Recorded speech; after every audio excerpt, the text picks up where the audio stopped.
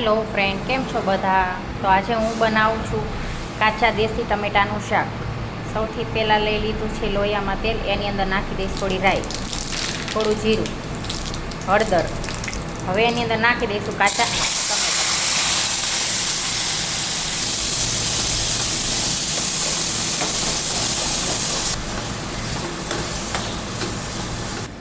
અડધી ચમચી મીઠું,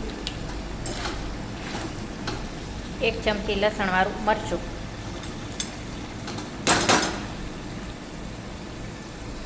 થોડોક ગોળ.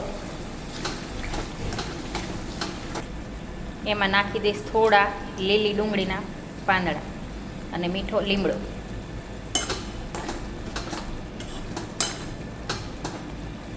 થોડા લીલા મરચાં,